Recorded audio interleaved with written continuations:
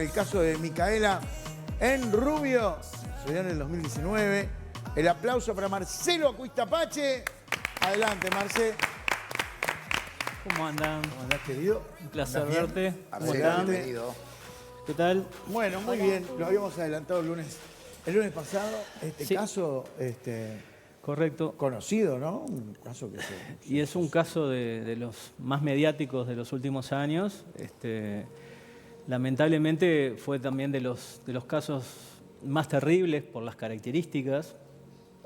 Y es un caso que tuve como, digamos, diferentes intervenciones y de hecho es un caso que no nos va a dar hoy para hablar todo el mismo y el lunes que viene vamos a seguir. Hay mucho material de informe y las coincidencias de esas visualizaciones, de cómo se terminaron dando, ¿no? O sea, lo que tenemos que tener claro también que es uno de los casos más dramáticos, lamentablemente, de los últimos, o sea, de todos los casos que he colaborado. ¿Es el que a vos te parece que es el más fuerte? Sí. ¿Cómo comienza que todo involucra esto? una persona, y estoy hablando de casos del exterior, que a veces, colaboro con Fiscalía de México y me ha tocado casos terribles y este caso en especial, por la dinámica y por las características del individuo que participó, fue de los más terribles en cuanto a la percepción del mismo, ¿no? Recordemos que este caso comenzó el 27 de marzo del 2019. Micaela Unrubio tenía 30 años, es de Villa Rodríguez, ahí muy cerquita a San José, es como una ciudad dormitorio de San José.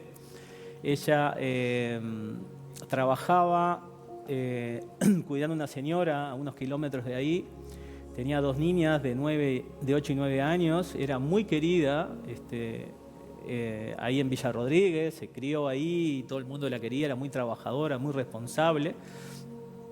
Y el 27 de marzo, después de cuidar a la señora, se dirigió a Villa Rodríguez, que ella por lo general se iba a dedo en ese trayecto que no es muy lejos de donde ella estaba, de donde trabajaba hacia donde vivía, ahí en Villa Rodríguez. Y esa tarde demoró en llegar y unos vecinos a la salida de Villa Rodríguez, en la ruta que agarra Villa Rodríguez hacia San José, ven un auto gris que para. Escuchan una discusión de una mujer y un hombre, ellos salen a ver y escuchan 3 disparos, 3 detonaciones, ¿no? Ven, antes de que ocurre eso, escuchan que ella dice: Gabriel, ¿qué estás haciendo? Pensá bien lo que estás haciendo. Y fue lo que pudieron escuchar los testigos. Inmediatamente esta persona arrastró a la mujer herida, la subió al auto y agarró rumbo hacia San José. Fue la última vez que supieron de ella, ¿no? Inmediatamente, en el momento que los vecinos ven eso, llamaron a San José, a la policía, al 911, y en ese momento estaba viniendo una patrulla de San José rumbo a Villa Rodríguez, y no se lo cruzó por la ruta. O sea, llegó al lugar donde estaban los vecinos alarmados y encontraron simplemente una mancha de sangre allí. O sea, lo que dio a entender de que la persona estaba fallecida por la cantidad, ¿no? Bueno, ahí se inició una búsqueda el mismo 27, pensaban ya, digamos, como que asumían que había ocurrido lo peor. Hay un par de versiones en cuanto a la detención de este Gabriel Piñón, que era un personaje allí que tenía un trabajo fijo, supuestamente, y era muy conocido ahí en Villa Rodríguez. Él tenía, digamos, por parte de la justicia no podía arrimarse a una pareja que tenía actualmente, que no era ella, pero con ella había tenido una relación hasta hacía poco tiempo. Se empezó una búsqueda enseguida. Aparentemente lo detuvieron a él, lo interrogaron y él negó que había estado con ella y lo dejaron suelto ese mismo día. Estuvo 8 horas hasta que lo volvieron a capturar. Cuando encontraron el auto de él, fue el que permitió encontrar rastros de sangre allí Dentro del auto. en el auto que correspondían con lo de Micaela. Evidencias fuertes de que él estaba Evidencia de involucrado. que estaba involucrado. Allí fue que ya lo detuvieron, pero él estuvo toda una noche, digamos, libre. Inmediatamente se ponen en contacto conmigo una prima que fue un poco la que coordinó todo el tema de la búsqueda. Recordemos que estuvo desaparecida hasta el 30 de mayo, que fue que encontraron lamentablemente Ahora, los perdona, restos de ella. no quiero spoilear nada porque vos estás manejando esto. Sí. Pero cuando encuentran el auto Sí. con manchas de sangre Sí. y lo recapturan, Sí. ¿él confiesa no? No, Él él niega constantemente, por más que tuviera las pruebas vinculantes, él niega, e incluso una de las frases célebres es que él dijo que nunca más le iban a encontrar, ¿no? A Micaela. O sea, tenía el convencimiento de que ella no iba a aparecer nunca más. Ella desapareció el 27, lo detuvieron al otro día y enseguida la prima de ella, que era la que estaba un poco de cabeza de búsqueda, fue la que organizó, la que movía. Recuerden que durante varios días hacían vigilia, incluso en la plaza ahí de Villa Rodríguez. Todo el pueblo la quería, digamos, y todos los estaban buscando, preocupados por esa búsqueda. Esa prima inmediatamente se puso en contacto conmigo el mismo 28, porque estaban pensando lo peor, y además estaban muy preocupados porque pensaban que podía estar herida ella y que había que rescatarla cuanto antes. Por eso el mismo 28 se pusieron en contacto conmigo a ver si yo de alguna manera podía colaborar en la búsqueda de ella, ¿no?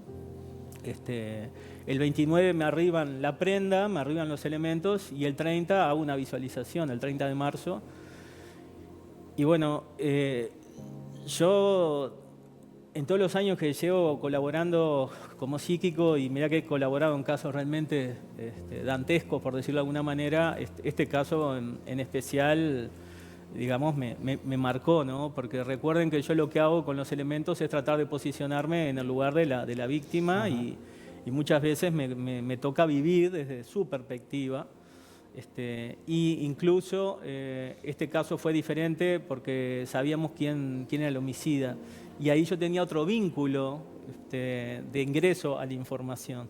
O sea, no solo a través de ella, sino que cuando ocurre un homicidio muchas veces no se sabe quién es el homicida, y en este caso se sabía quién era el homicida. O sea que yo tenía dos entradas de ingreso de información, a través de la víctima y a través del victimario, cosa que es muy, muy importante, porque es como que obtenés dos líneas de búsqueda de información. Cuando me posiciono en el caso de ella, bueno, el desprendimiento era muy notable, o sea, lamentablemente sí, y asociado a muerte violenta, ¿no?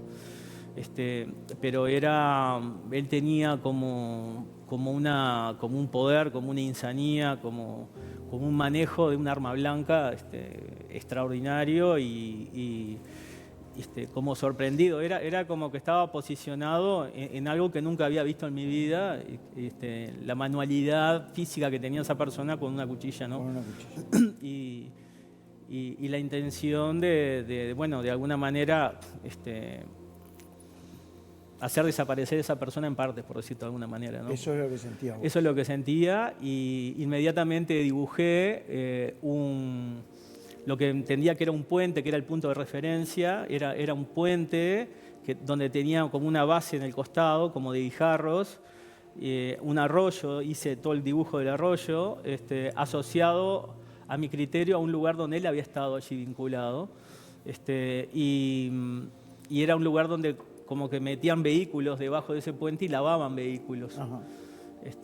Inmediatamente pasé la información, y bueno, y al mismo día se encontró en el puente Carreta Quemada, se encontró una alfombra, aparentemente del vehículo del homicida, y se encontró también un pantalón de la víctima, en este caso, con manchas de sangre.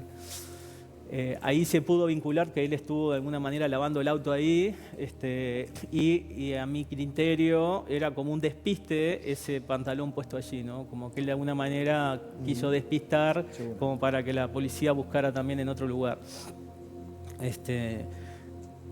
A lo que voy es que inmediatamente, bueno, pasé la información a la familia, pasé la información a la policía, y ese mismo día el 30 me llama Nacho Álvarez, que es compañero a través de la radio, y me hace una nota en la radio. Es una nota fuerte por las características, o sea, hay que tener en cuenta que yo en mi vida vi una situación de esas características y yo no sabía a qué se dedicaba este individuo, cosa que me llamó lógicamente poderosamente la atención después cuando me enteré que él, digamos, como un trabajo extra, hacía, digamos, lo que eran faenas clandestinas, o sea, digamos, robaba ganado, lo faenaba y vendía, digamos, las partes. Y cuando me enteré, pero eso me enteré muchos días después, me empezó a cerrar un poco con toda la información inicial, eso tan dantesco que recibí, y era como abrumador. De hecho, si quieren podemos escuchar esa nota, que es un minuto y poquito al aire, de las cosas en sus sitios que me hizo Nacho Álvarez. ¿No? Dale, perfecto, lo escuchamos. Me llamaba poderosamente la atención que es como que hubiera hecho un destrozo, digamos, del cuerpo. Otra de las cosas que me llama la atención es que él, cuando hace un ocultamiento o una desaparición de esas partes, a mí me llamó la atención si él no tendría algún trastorno obsesivo-compulsivo, algún TOC, porque me da la sensación de que él coloca diferentes partes como en lugares separados de la misma manera, o sea, como que fueran espacios equidistantes uno de otro, y que a esa distancia coloca una parte y otra parte, o sea, eso es lo que a mí me llama la atención. Claro, claro. Lo que me lleva a pensar es que o lo sepultó de forma diferente, separada, o que fue, por ejemplo, a un lugar, por ejemplo, un criadero de chanchos donde hay, digamos, pequeñas jaulas, pero lo terrible es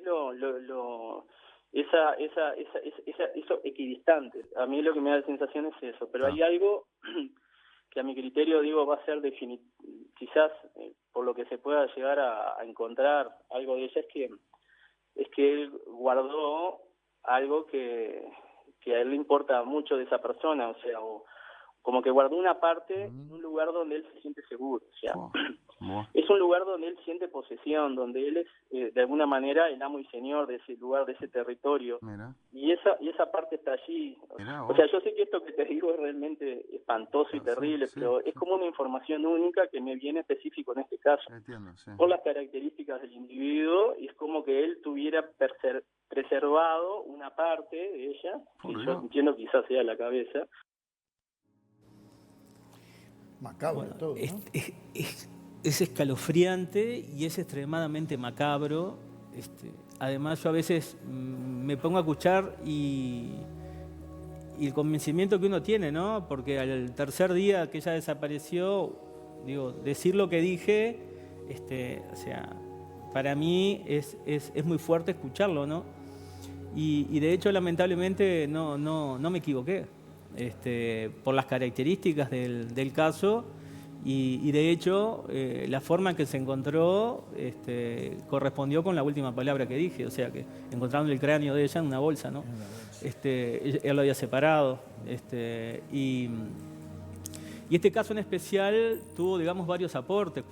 Después que yo pasé la información, se encontró, como yo te dije, esa alfombra, ese pantalón allí en carreta quemada en ese puente. Después los restos se encontraron muy, digamos, cercano a ese lugar también, en definitiva. Pero lo extraordinario de este caso fue todo lo que ocurrió después, ¿no? Yo fui en unas 3 oportunidades al lugar. Y me sorprendí porque lógicamente era un caso cercano, o sea que las posibilidades de obtener información eran importantes para poder hacer un aporte desde el punto de vista psíquico, para que luego de alguna manera la policía pudiera ir corroborando esa información, ¿no? Nosotros, como pasaban los días y no se podía aclarar, no se podía obtener información, si bien el homicida estaba detenido, le habían dado 180 días, digamos, para que avanzaran las investigaciones, él estaba como tranquilo y estaba, digamos, seguro de que el cuerpo de Micaela nunca lo iban a encontrar. Nunca. Sí, y eso era porque seguramente él estaba asociado al lugar, él sentía cómodo en ese lugar, Y después nos sorprendimos con las noticias de que de hecho él se dedicaba a eso, hacía faena clandestina. Incluso después hablando con la gente vaquiana ahí de la zona, cuando me fui enfrentando a diferentes situaciones realmente extraordinarias por las características, la insanía y el manejo que esta persona tenía con ese cuchillo. De hecho, él se jactaba que era de los más rápidos en hacer su tarea, en hacer esa faena clandestina, desde el momento en que tenía el animal hasta que lo deshuesaba, o sea, lo mataba, le cuereaba, lo deshuesaba, apartaba todas las carnes que se vendían mejor y el resto, por supuesto, se descartaba, lo hacía en 8 minutos. Imaginen eso, un animal de 400 kilos, 300 kilos, imaginen una persona lo que podría llegar a ser, ¿no? Es un tipo que está, a mi criterio, completamente enfermo. Ahora, cuando tuve la posibilidad de ir al lugar, hubo mucho apoyo, digamos, por la policía y, digamos, toda la familia, digamos, a fin de que pudiera ir. Y allí fuimos a San José, un día de tarde. Fuimos a San José porque en la policía, la jefatura de policía de San José, era donde estaba el vehículo que Gabriel utilizó para trasladar a Micaela una vez que él le disparó y estaba herida. Y tuve posibilidad de estar en contacto en ese vehículo. Ese es el homicida, sí. Era muy conocido allí. Y ahí se ven los dibujos iniciales que yo hice y se puede ver la coincidencia, ¿no? de la zona aérea, después la foto aérea, con el lugar donde apareció. O sea, es realmente, incluso vean la marca esa, que era el lugar como un apartado que había al costado del puente, yo lo hice hacia el otro lado, digamos. Las coincidencias que fue donde apareció en definitiva la alfombra y el pantalón de Micaela. Ahora, cuando fuimos a la policía, ahí a San José, primero fuimos al auto, la cantidad de información que obtuve en el auto fue realmente extraordinario, porque era como que me aplastaba la enorme cantidad de información y el desprendimiento que eso me generaba. Es como ponerse en el papel de un homicida, una persona que tiene una capacidad de destrucción increíble, ¿no? Ahora, cuando estaba ahí en el auto, me empezó a venir información, primero los insultos que él profería hacia ella cuando estaba herida en el auto, las cosas que le decía, lo desgarrante de las palabras que él usaba. Y después empezó a vincular un montón de información asociada y me vino la palabra Bermúdez, que la anoté, y veía dos personas adultas, ancianos, con una casa pequeña atrás, y detrás había como un arroyo, como un monte, y me venía asociado a como que fueran abuelos de él. O sea, entonces lo que entendí es que él después, yo me posiciono en el lugar en el auto y él transcurre, una vez que levanta el cuerpo, va por la ruta y en un momento dobla hacia la derecha y va por un camino de pedregullo. Veo que hay un molino de referencia en el borde del camino y veo que ingresa en esa casa y va al fondo, junto a un lugar donde había como viñedos. Era una información tan precisa. Toda esa información la recabamos en el auto ahí en la comisaría en San José y de ahí fuimos con un móvil policial y bueno, nosotros también andaba en mi vehículo, fuimos hasta la comisaría de Villa Rodríguez, donde frente hay una plaza donde estaba todos, digamos, los amigos y la familia y estaban allí con velas encendidas esperando, aguardando novedades. Llegamos allí a la comisaría, la de Villa Rodríguez, y tuve posibilidad de entrar a la comisaría y me trajeron una prenda de este señor, de Gabriel. O sea, para tratar de ver si yo me podía, a través de la prenda, posicionarme en lo que él estaba pensando. Y recordemos que él estaba preso, estaba en cárcel central en el momento... Todo esto para poder encontrar los restos de mi Lógicamente, para ver si yo podía visualizar, porque recordemos que a diferencia de otros casos, como yo les decía hoy, yo tenía acceso por dos lados, por el lado de la víctima y por el lado del victimario, cosa que es favorable y nunca me había ocurrido otro caso, porque por lo general no se sabe quién fue que mató a la víctima, ¿no? Y en este caso, bueno, cuando llego, la policía me había encontrado, me habían obtenido un buzo de él, y me pongo a trabajar mismo en la comisaría allí, y trato de posicionarme, como hago esos ejercicios de visión remota, vieron que con los elementos trato de ponerme dentro de la persona y ver lo que él está viendo. Y me posiciono en él, y era como que estuviera un muro cerrado. Él lo que hacía era mirar una pared beige. Era una pared que estaba rayada, o sea, me di cuenta que estaba en la celda, porque era como que había diferentes rayas y dibujos, y como un corazón marcado. Y él estaba mirando la celda, desesperado por fumar, porque se ve que no lo dejaban fumar y era muy adicto al cigarrillo. Y estaba murmurando, diciendo algo, pero era como que tenía la mente cerrada. Y yo trataba de posicionarme en él y no lograba entender lo que él decía. Y en un momento trato de posicionarme y siempre repetía lo mismo. La perra, decía, la perra, la perra, la perra. Y a mí me sorprendió porque no era de las palabras que él usaba cuando estuve en el auto, que eran muy insultantes, pero esto estaba hablando de un animal y las características de un animal. Y cuando el policía me pregunta, uno de los policías me dice, ¿pero qué es lo que ves? Le digo, él está nombrando la perra, la perra. Le digo, él tenía una perra. El policía quedó pálido y me dijo, dice, cuando nosotros llegamos a la casa que él alquilaba acá en Villa Rodríguez, entramos a la casa y sentimos un olor a descomposición muy importante. Dice, cuando llegamos al cuarto de él, dice, sobre la cama, envuelto en una sábana, había una perra en estado avanzado de descomposición. Y hacía meses que la tenía ahí. Y cuando le preguntamos al homicida qué hacía esa perra podrida, digamos, en su cuarto, dijo, bueno, una perra que yo quería mucho, me la atropelló un auto y como tuvimos tan buenos recuerdos, la quise mantener allí conmigo. O sea, un tipo que estaba totalmente fuera de sí. Sin duda, era un tipo que estaba completamente enfermo. Tenemos para el lunes que viene la resolución de todo con esto. ¿Cómo la encontraste? ¿Dónde? Bueno, en realidad yo no la encontré, la encontró un vecino, pero sí los aportes que fuimos sacando cada vez que fuimos es importante y bueno, de alguna manera se pudo resolver el caso. El lunes lo seguimos charlando. Bárbaro. Gracias, Marcelo.